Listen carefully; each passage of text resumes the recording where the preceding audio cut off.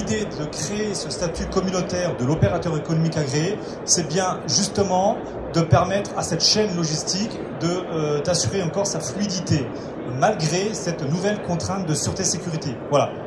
C'est important de rappeler cet élément, parce que, encore une fois, ce statut communautaire n'est pas, et j'aime le dire encore, une pure création douanière. C'est vraiment une réaction et surtout un garde-fou contre justement ce risque de, sous l'angle de sûreté et sécurité, de voir notre chaîne un petit peu se défluidifier.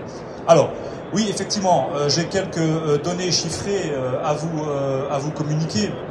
Alors, à ce stade, la France a délivré 871 certificats. Comme vous l'avez rappelé, il y a 3 types de certificats. Nous avons un certificat dit complet, full, qui intègre à la fois la dimension de la simplification douanière, mais également celui de la sûreté-sécurité. Alors, comment dirais-je, ce full, eh bien, il est, vous le voyez en pourcentage, extrêmement demandé. Hein. C'est le pourcentage le plus important. Pourquoi? Parce que nos PME, comme nos grands groupes, de toute façon, quand elles se lancent entre guillemets à l'aventure de ce certificat, eh bien, elles préfèrent opter pour le full. Alors, ensuite, eh bien, nous avons 2 autres certificats qui existent. Un certificat OA, mais qui ne concerne que l'aspect simplification douanière. Alors, on y retrouve effectivement simplement les critères liés aux procédures de développement simplifié. Et enfin, on a un certificat dédié uniquement à l'aspect sûreté-sécurité. Bon, simplement, retenez à ce stade que la plupart de nos opérateurs se lancent sur du full. Alors, en comparaison avec les autres États membres, bon, on a effectivement les Allemands qui sont à plus de 6000 certificats délivrés. Pourquoi? Alors là, j'aime aussi le rappeler, parce qu'il ne faut pas culpabiliser par rapport à l'état où nous en sommes. Simplement, je crois qu'il est bon de rappeler 3 points concernant les Allemands. Premièrement, les Allemands eh bien, ont un tissu économique qui est différent. À titre d'exemple, les Allemands, les entreprises allemandes eh bien, représentent en procédure de développement simplifié 17 000 procédures. Rien qu'à l'export, nous, en France, nous avons import-export environ 2600 procédures. Voilà, tout ça pour vous fixer le contexte qu'il ne faut pas oublier. Le tissu économique n'est pas du tout le même. Deuxièmement, un constat, c'est que les opérateurs allemands sont très friands des normes. Donc, vont plus facilement à la, comment dirais-je, à l'aventure de la certification. Alors, ça explique quand même. Et puis, une troisième explication, simplement, l'administration douanière allemande a plus fortement inviter leurs opérateurs à basculer vers la certification. Voilà. Ce qui explique un petit peu ce chiffre important des Allemands. Les Pays-Bas viennent en seconde position et comme je le rappelais, la France se situe en troisième position. Vous dites alors, plus fortement que sous-entendez-vous. C'est intéressant. Oui. Pardon.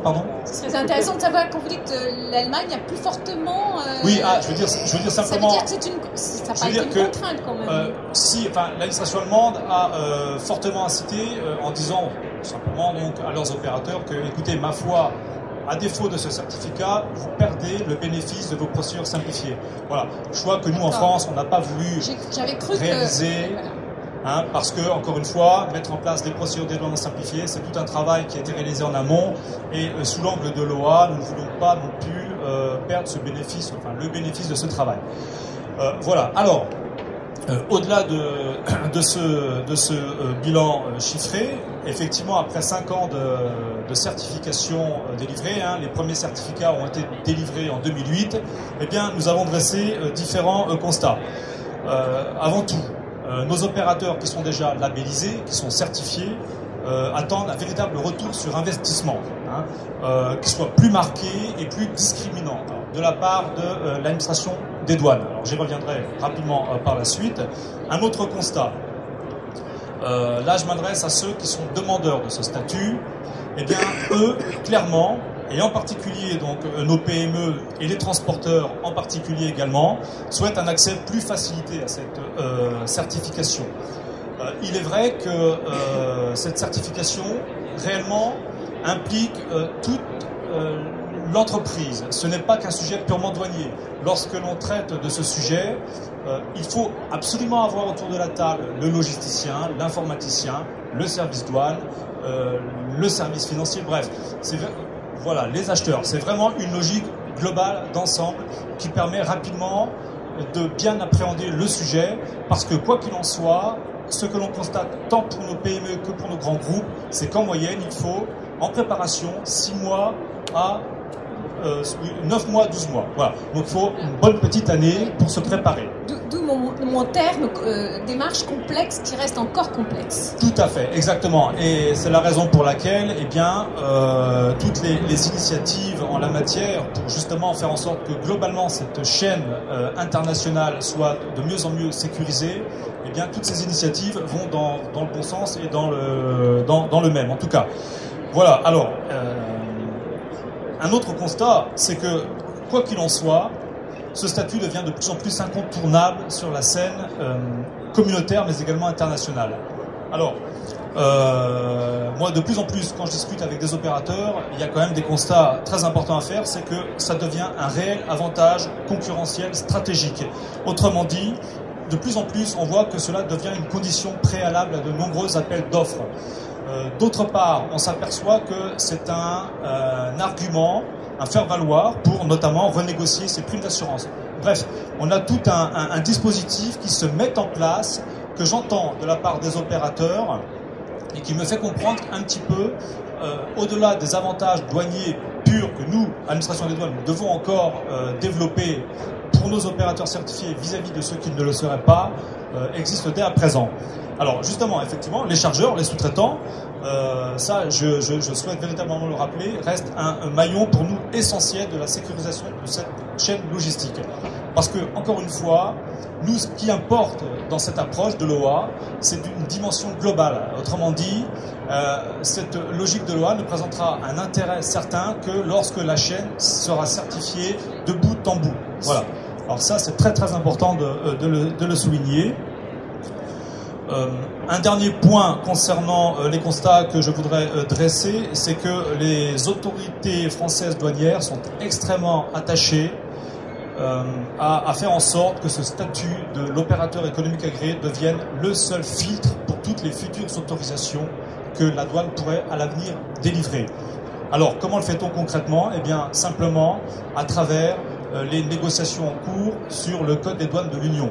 Nous, clairement, nous avons fait part de nos souhaits, notamment de devoir aborder la question de la facilitation de l'octroi de ce statut vis-à-vis de nos PME. Hein. Parce qu'encore une fois, comme j'expliquais, c'est un travail qui est lourd, et c'est la raison pour laquelle nous allons travailler sur 2 axes. On a 2 axes en fait, hein, pour résumer la situation et l'avenir à court terme sur lequel nous allons travailler en partenariat avec toutes les initiatives comme celle de TLF, exactement. Eh bien, c'est l'accompagnement. Alors, l'accompagnement pour nous, en amont du dépôt de la demande, il est très très très important. L'idée, elle est véritablement de mettre nos opérateurs dans les conditions les plus optimales avant même le dépôt de la demande de certification OA. C'est très important pour nous parce que à partir du moment où cette demande est bien préparée, la réalisation de l'audit se passe dans de bonnes conditions et donc tout va très vite. Voilà, donc nous insistons fortement sur cette phase en amont, qui est celle de la préparation de l'audit. Hein. Voilà, c'est un moment fort pour nous.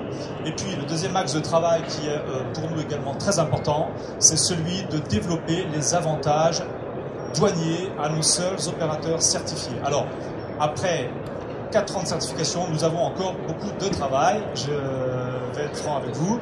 Nous avançons. Un élément très important, c'est que nous allons mettre en place, pour tout vous dire, des compteurs qui vont permettre à l'administration des douanes de vérifier à quel degré nos opérateurs économiques agréés sont contrôlés. Hein. Je sais que c'est quelque chose qui nous remonte souvent. C'est, écoutez, moi, depuis que je suis opérateur économique agréé, j'ai l'impression d'être plus contrôlé. Voilà. Or, ça, bien évidemment, pour nous, c'est extrêmement dommageable. C'est la raison pour laquelle nous allons enfin mettre ces compteurs véritablement pour être en capacité opérationnelle de diminuer les contrôles de nos OA et de focaliser les contrôles sur ceux qui ne le seraient pas. Voilà. Alors moi je retiens une chose importante, c'est qu'on nous a annoncé de nouveaux avantages, un compteur pour évaluer le nombre de contrôles, et donc si j'ai bien compris, nous devrons obligatoirement avoir moins de contrôles physiques, si j'ai bien compris. Alors, ou documentaire. Physique et documentaire. Et hein, documentaire. Donc, nous sommes en train de faire des décalages, mais vous voyez bien la logique dans laquelle on veut inscrire notre action. Hein. Alors là, nous sommes vraiment en attente, donc voilà. On vous en remercie. Mais j'ai aussi retenu autre chose, c'est un autre point, et j'espère que vous nous aiderez, c'est le fait de valoriser auprès de nos sociétés d'assurance, enfin, nos compagnies d'assurance, nos polices. Alors là, j'aimerais bien que l'administration aussi nous accompagne vers une action auprès des assureurs, parce que jusqu'à présent, j'ai tenté bien souvent, j'ai pas encore tout à fait réussi. Hein, voilà. Je rappellerai quelques initiatives quand même de TLF depuis le début, je dirais, du lancement du programme, comme vous l'avez souligné tout à l'heure, OA, qui est venu effectivement, vous avez eu raison vraiment de le souligner, c'était, je dirais, faire un contrepoids à la nouvelle réglementation sûreté-sécurité ICS, en particulier Import System Control, et qui effectivement était amener une rigueur complémentaire avec d'extrêmes lourdeurs et obligations pour les différents acteurs, hein, de transmettre avant embarquement avec des risques de non-embarquement de marchandises. Donc ce programme OA qui est venu pour faciliter la circulation de la marchandise, la souplesse. Et en France, nous avons démarré des pilotes avec la Direction Générale des Douanes en 2008. Premier avec un grand groupe qui était le groupe Bolloré, ici présent, et également une entreprise plus petite qui était une filiale du groupe Cristal, Qualitaire. Ensuite, en 2009, étant donné que nous étions dans les premiers certifiés, les organisateurs de transport international, il fallait continuer à travailler. Et bien, comment faire quand on est seul certifié? Nous avons donc rédigé avec les acteurs autour de la table une charte de partenariat qui a été validée, enfin un accord avec la Direction Générale des Douanes, reconnu par la Direction Générale des Douanes. Et puis ensuite, en 2010, vous voyez qu'on avance à petits pas, mais on avance. En 2010, nous avons mis au point une méthode de 5-4-3-2-1 avec un partenaire du TLF, Kilin, donc, sur une méthode pour aider les PME qui n'étaient pas habitués, qui n'avaient pas chez eux, par exemple, de normes ISO qualité et qui n'avaient pas l'habitude je dirais, d'écrire les procédures. Et aujourd'hui, donc en mars 2013, nous vous annonçons de nouvelles innovations de TLF. Alors, nouvelles innovations, c'est un parrain pour une certification OA Sûreté Sécurité avec tout un pack complet de produits et services. Et nous allons demander à notre parrain qui est ici présent, à la personne d'Olivier Leyec, qui est secrétaire général du groupe Cristal, de bien vouloir nous dire un petit peu, rappeler quels sont les besoins des entreprises de transport à l'international, donc organisateur de transport à l'international, et de leurs clients, puisque j'imagine que si ils ont fait ce type de démarche, c'est parce que si c'est une demande de leurs clients. Quelles sont peut-être les difficultés rencontrées avec leurs partenaires commerciaux? On vous écoute. Bonjour. Alors, Cristal Group est peu connu en lui-même et davantage connu par les marques qu'il représente, à savoir Qualitaire, Anne en a parlé pour la partie transport international, 7 Cargo pour la partie transport vers les DOM et les TOM, RC pour également une partie internationale, et enfin Alice qui fait de l'ingénierie douanière. D'abord, je veux dire que je souscris à tout ce qui a été dit précédemment, à la fois par la Direction Générale des Douanes et par Jean-François Ozéo. Au titre du groupe, on s'est engagé dans le programme OA de manière très volontaire, parce que je crois que Qualitaire a été une des toutes premières sociétés à être certifiée en France. Tout à fait. Voilà. Merci de confirmer. Je crois que j'étais dans les deuxièmes. Première ou deuxième, voilà. Donc c'est un sujet sur lequel on s'est engagé de manière extrêmement volontaire dès son ouverture. Parce que nous l'avons vécu, et c'est un peu le message que je vais essayer de faire passer ici, nous l'avons vécu comme une opportunité, comme une opportunité à la fois commerciale et en termes de process. Aujourd'hui, le sujet c'est quoi dans le groupe que je représente, qui fait environ 400 salariés et 150 millions d'euros de chiffre d'affaires au total. Aujourd'hui, nous utilisons 130 transporteurs routiers dans chacune pour l'ensemble des filiales concernées. Et sur ces 130 transporteurs routiers, nous n'en avons pas 40% qui sont homologués. Autrement dit, qui sont aujourd'hui habilités à être en compliance, comme on dit, avec nos obligations en matière de OEA. Alors, ça implique quoi? Ça implique tout d'abord un enjeu en matière de sûreté-sécurité, parce que le législateur européen, il n'a pas créé l'OEA uniquement pour faire plaisir. Il a créé l'OEA parce que il y a un enjeu en matière de sûreté-sécurité, et le fait que la chaîne, dont je vous rappelle qu'elle ne vaut que par son maillon le plus faible, ne soit pas totalement compliante, bien évidemment, ça pose une difficulté. Ça, c'est le premier point. Le deuxième point, je suis très heureux de l'annonce qui vient d'être faite en matière de facilitation. Le deuxième point, bien sûr, il concerne la facilitation. Ces facilitations, nous devons tous avoir conscience que nous ne pourrons en bénéficier qu'à partir du moment où l'ensemble de la chaîne, tel que l'expliquait Jean-François Ozéo, sera elle-même OEA ou compliante OEA. Et enfin, il y a un dernier point qui est de plus en plus flagrant, qui est un point de compliance et de responsabilité en matière de contrat. Et là, j'ai pris 3 exemples de contrats. Je tairai les noms des clients, bien évidemment. Le premier, qui est un important prestataire en matière de pharmacie, je lis: Qualiterancy communiquera au sous-traitant en cause les obligations lui incombant et restera totalement garant et personnellement responsable vis-à-vis du client de la complète et parfaite exécution des prestations et des obligations à sa charge au titre du contrat. Premier exemple. Deuxième exemple, un autre prestataire dans le domaine de la pharmacie. En cas de recours à la sous-traitance, le prestataire s'assure et garantit que les sous-traitants ont connaissance du présent cahier des charges et qu'ils le respectent. Et dernier exemple, qui est plus international, qui est la division maintenance d'une très importante compagnie aérienne européenne, qui nous dit en substance, c'est en anglais, je traduis, que la compagnie en question sera en mesure de résilier le contrat si les sous-traitants du prestataire, donc en l'occurrence Qualiterancy, ne sont pas compliantes avec les obligations qui sont prévues dans le contrat, et je peux vous garantir que ce sont des obligations qui, elles, sont tout à fait en ligne avec le statut, avec le certificat d'OEA. Donc l'enjeu pour nous aujourd'hui, il est extrêmement lourd. Il est lourd sur le plan de la sûreté-sécurité, bien évidemment, parce que nous sommes les citoyens comme les autres. Il est lourd parce que nous souhaitons également bénéficier des facilitations que la direction générale des douanes utilise un peu en carotte sur le sujet, mais dont nous avons conscience qu'elles seront réelles. Et aujourd'hui, nous avons 3 options. Nous avons 3 options. La première, et pardon de le dire, mais c'est ce que nous faisons aujourd'hui, fermez les yeux. Fermez les yeux. Bon, alors s'il vous plaît, on note pas, on n'enregistre pas. Deuxième option, ça c'est j'ai envie de dire l'autre côté du cadran, c'est stopper les compteurs de nos sous-traitants qui ne sont pas compliantes. Et ça, c'est un objectif que personnellement au niveau du groupe, nous allons mettre en œuvre extrêmement rapidement. Et troisième option, qui est celle que nous souhaitons aujourd'hui privilégier, notamment dans le cadre du programme qui a été présenté par Anne Sandrito, c'est accompagner. Donc c'est accompagner l'ensemble de nos prestataires, les 130 que j'évoquais il y a un instant, les accompagner dans la démarche pour devenir OEA par l'ensemble des dispositifs qui vous seront présentés, j'imagine, dans quelques instants. Maintenant, il faut bien savoir que nous sommes sur un calendrier qui est extrêmement volontariste. On ne peut plus attendre. Encore une fois, comme je le disais, on a fermé les yeux pendant trop longtemps. Aujourd'hui, ce n'est plus possible. Si demain, sur l'ensemble des contrats que je citais, nous avons un contrôle, un audit de la part de notre donneur d'ordre, nous risquons d'être dans une situation extrêmement compliquée. Donc aujourd'hui, nous avons besoin, à la fois en termes de contraintes de contrat, de contraintes de responsabilité contractuelle, mais aussi, et c'est là que je reviens à l'opportunité que j'évoquais en début d'intervention, nous avons, je pense que vous ne me démentirez pas, nous avons toute une série d'accords de partenariats internationaux qui sont en place, très récemment avec les États-Unis. Je crois qu'il y a également le Japon qui a signé il y a quelques années. Reconnaissance mutuelle, oui, voilà, toute reconnaissance mutuelle.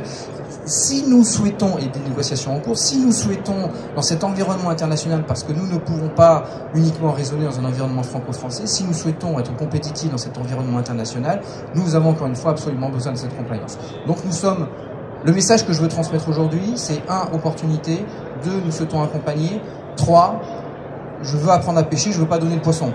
D'accord ? C'est-à-dire que je veux avoir en face de moi des gens qui sont eux-mêmes volontaires. Les gens qui viendront, j'ai envie de dire, par contrainte, par dépit, je pense que c'est pas la peine de continuer. Voilà ce que je voulais dire sur le sujet. Merci, je pense que là le message était fort clair et je vous en remercie. Nous avons donc compris le besoin.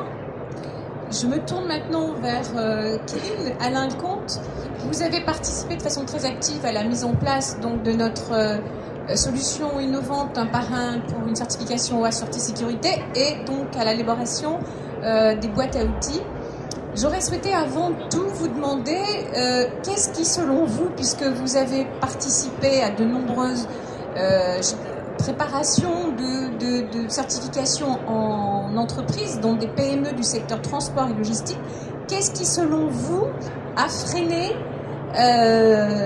côté du transporteur routier cet élan vers une démarche de certification sûreté sécurité, et en quoi bien sûr par extension la solution que nous proposons aujourd'hui, que TLF propose, pourrait venir justement apporter une vraie solution à ces entreprises.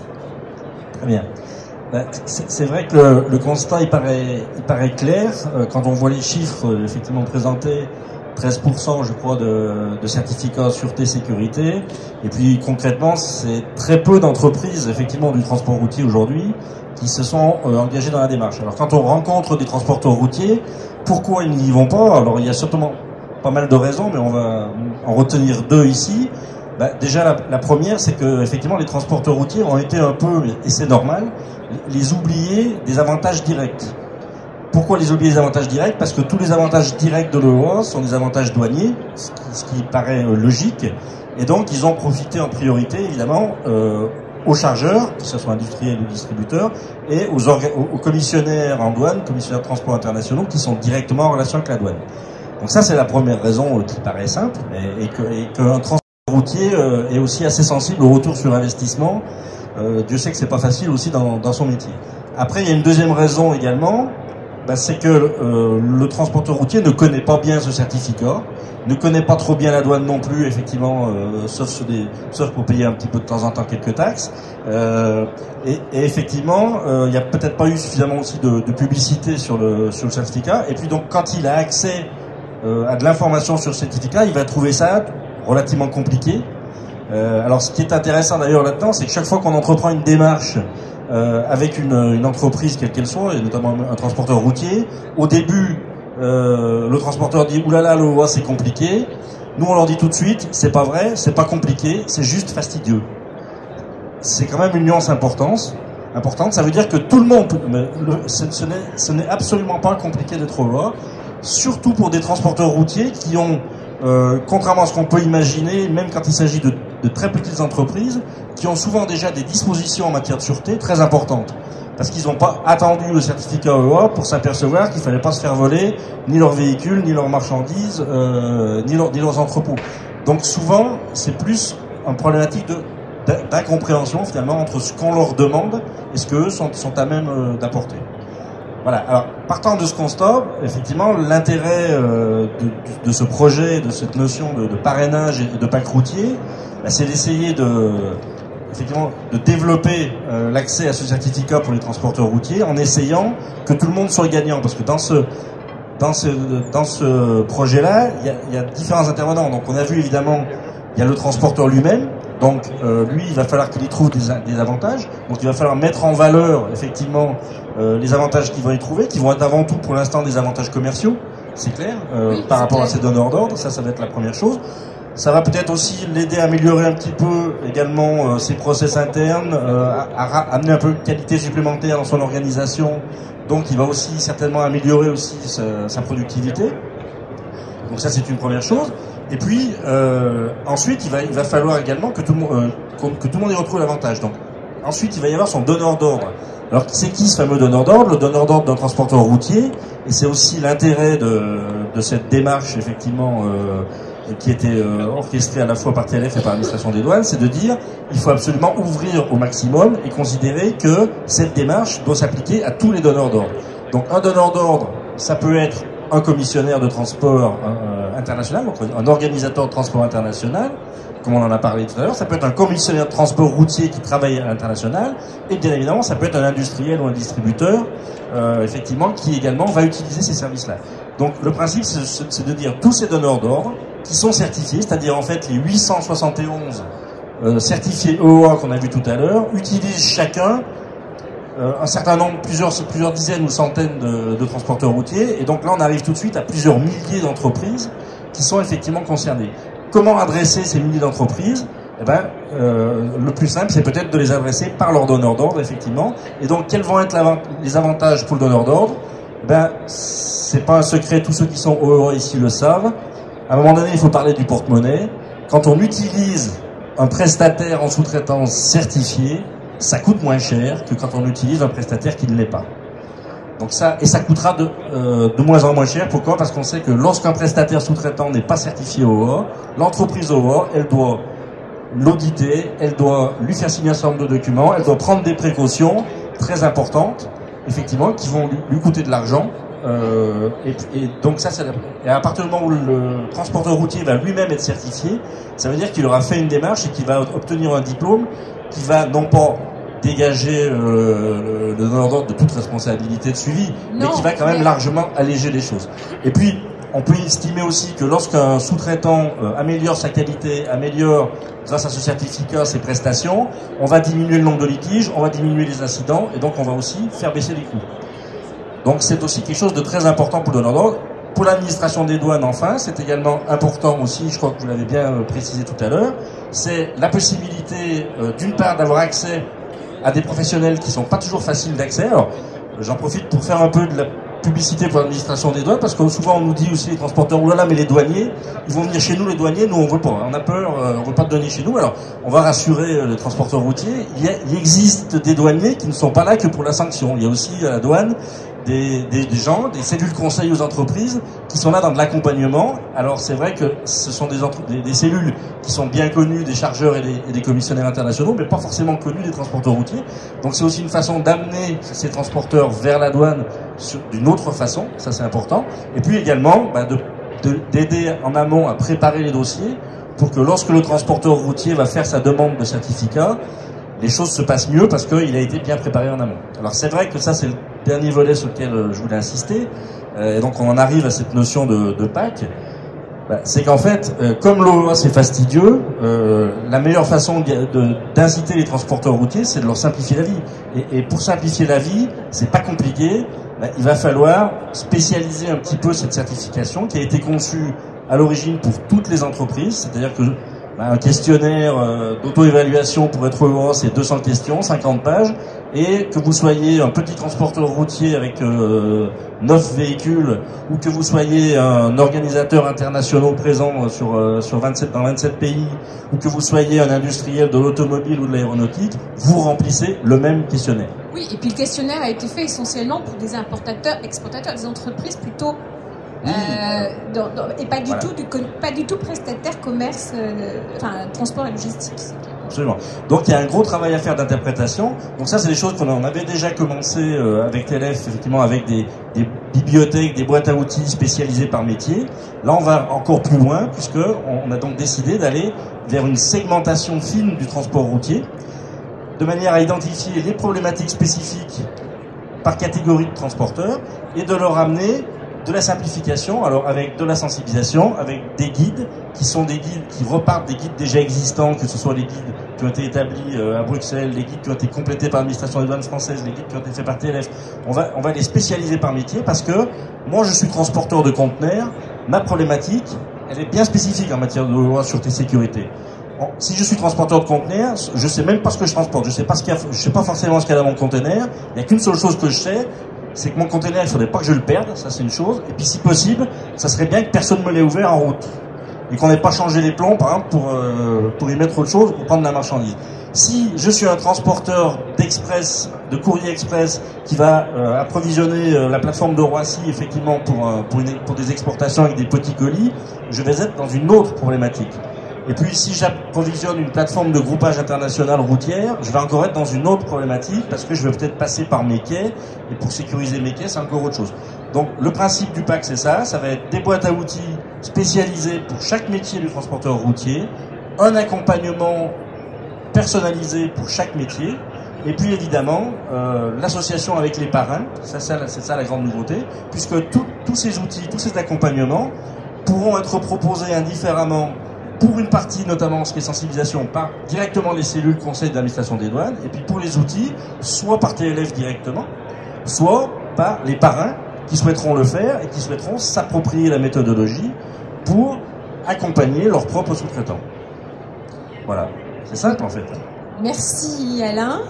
Nous avons donc compris qu'en fait, on cherchait à bien fiabiliser toute la chaîne d'approvisionnement et la chaîne du transport et de la logistique.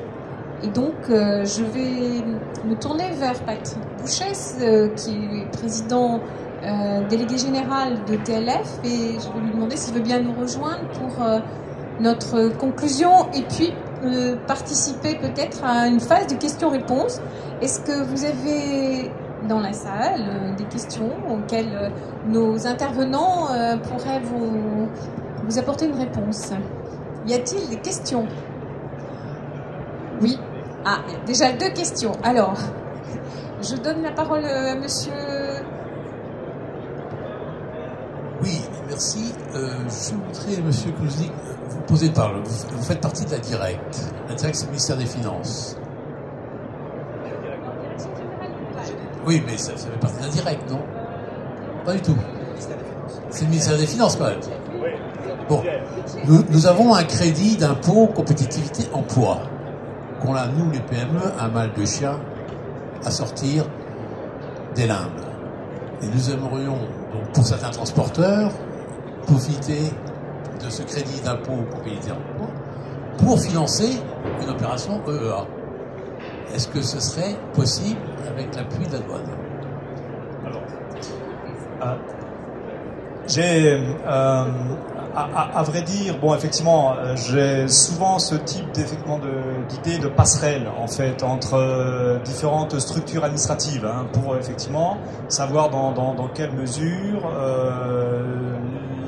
le travail que j'ai fait, mettons, avec la Directe, puisse bénéficier également dans le cadre d'un autre travail qui serait par exemple celui d'une certification. Voilà.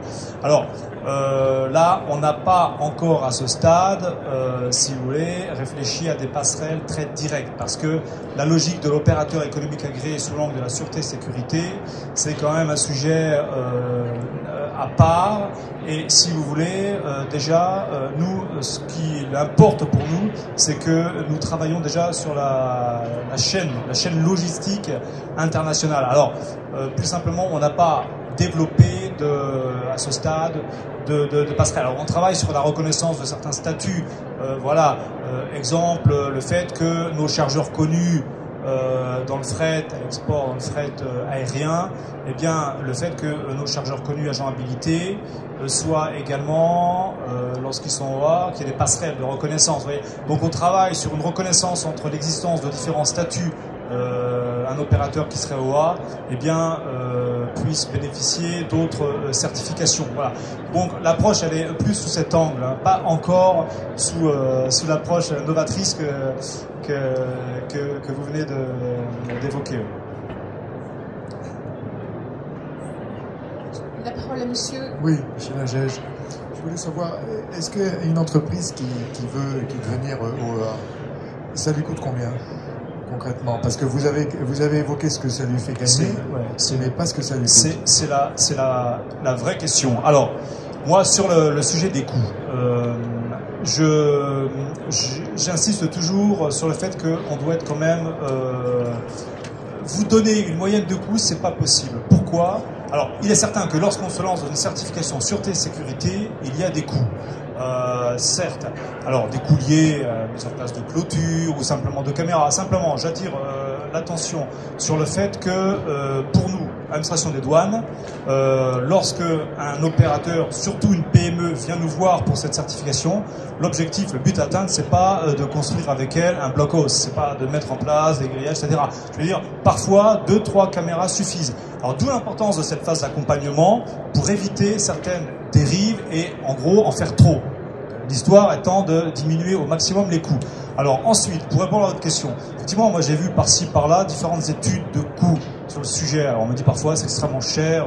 En réalité, moi je dis qu'il est difficile de faire un comparatif. Pourquoi? Simplement parce que nos opérateurs ne partent tous pas sur la même ligne de départ. Vous avez parfois des opérateurs qui sont déjà à un stade plus ou moins avancé, ce qui fait que le jour où ils basculent à la certification OA, le coût est moindre. Voilà.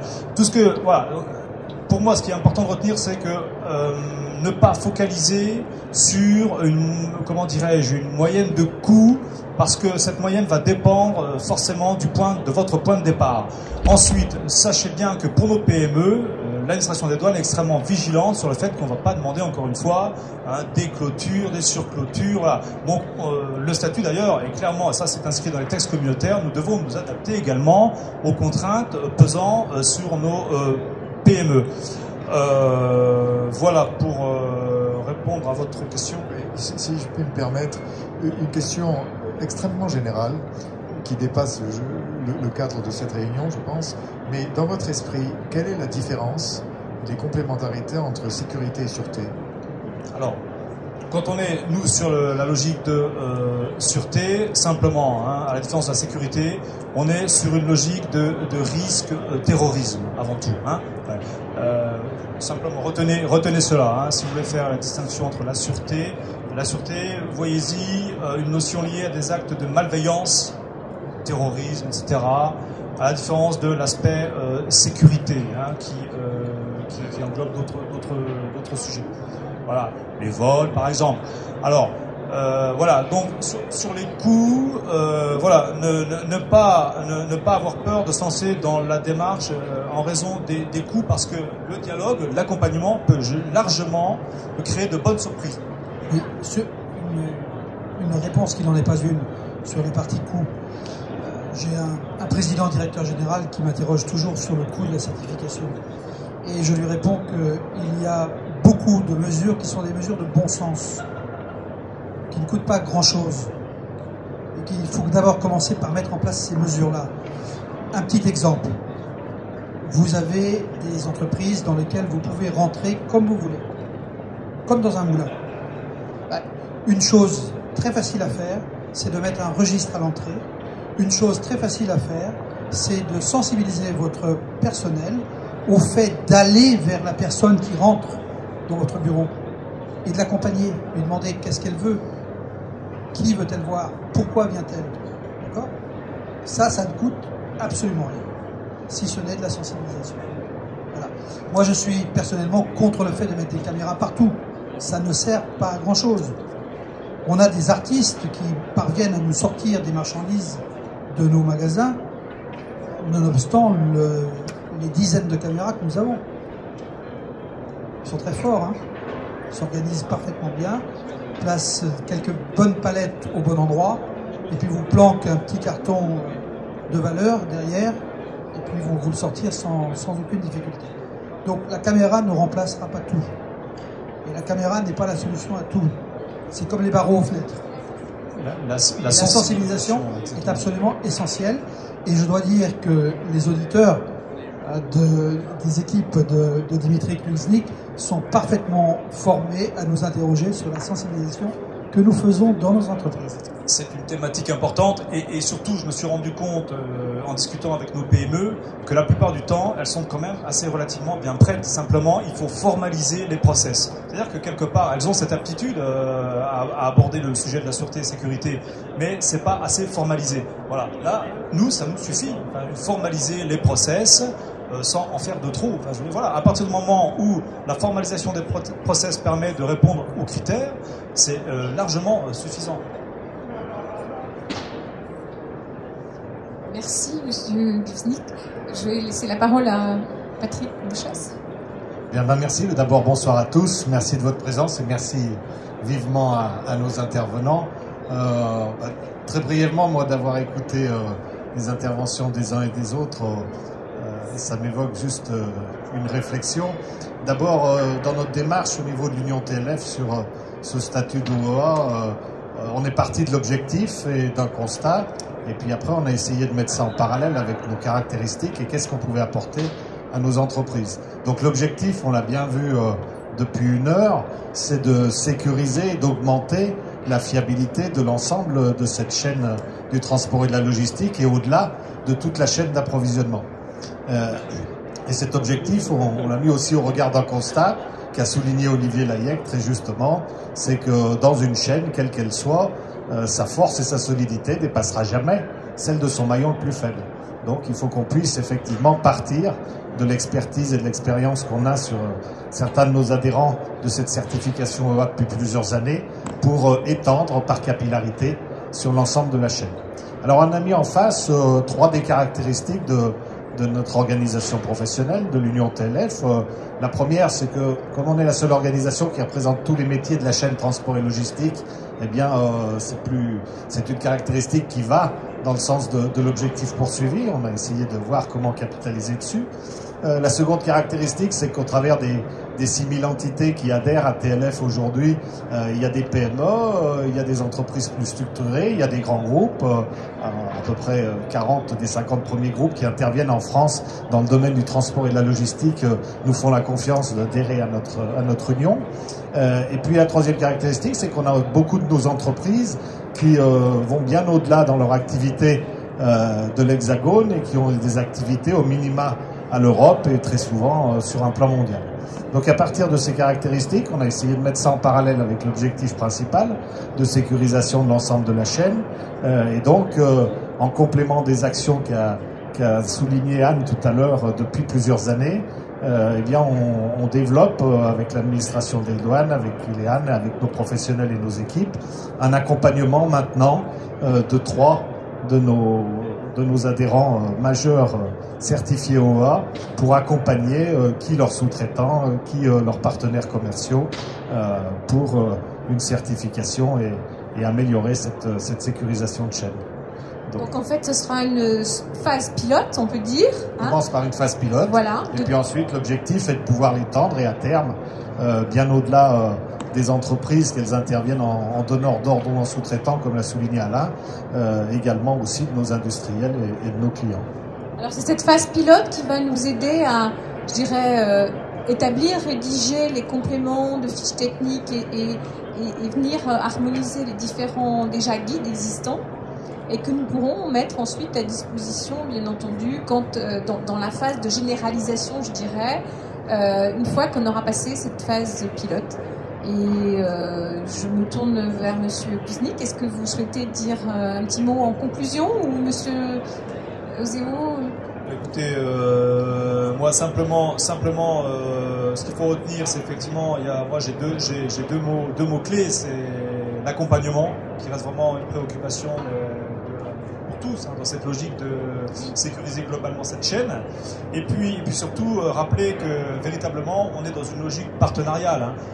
N'oubliez jamais que la France a fait le choix d'avoir créé un corps d'auditeurs douaniers, ce qui au départ avait quand même surpris la Commission européenne. Tout à fait. Donc c'est très important de le rappeler. On a consciemment voulu rentrer dans cette logique partenariale en créant un corps de douaniers dédié à la réalisation des audits.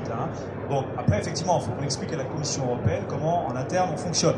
Mais c'est un choix quand même qui est fort, qui n'a pas été forcément fait dans d'autres États membres. C'est ça, il n'y a pas eu de délégation, en fait, externe. Et donc, dans d'autres États membres, ils sont plutôt sur une logique d'audit de contrôle. Nous, on a voulu dissocier les deux. Je suis d'accord que parfois, on a encore des efforts à faire pour assurer certaines étanchéités, mais n'empêche qu'on a véritablement voulu jouer le jeu de cette logique partenariale. D'accord. Voilà. Et on est dans une chaîne qui nécessite un travail, je dirais, collaboratif.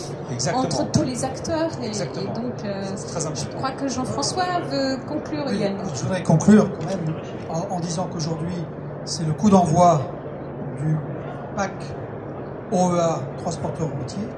Je voudrais conclure en disant que nous commençons par une phase pilote, que nous avons 3 parrains, que chaque parrain aura obligatoirement au moins un filleul et que nous allons travailler de concert avec l'administration, avec les auditeurs, le corps d'audit, pour le sensibiliser à cet objet rare, important, définitivement incontournable, qui est le transporteur routier dans la chaîne logistique. Et notre objectif chez TLF, c'est quand même d'atteindre 3 filleuls par parrain. Ce serait mieux. Absolument. Bon, on va démarrer par un. On commence par un déjà. Merci à tous du temps de votre écoute.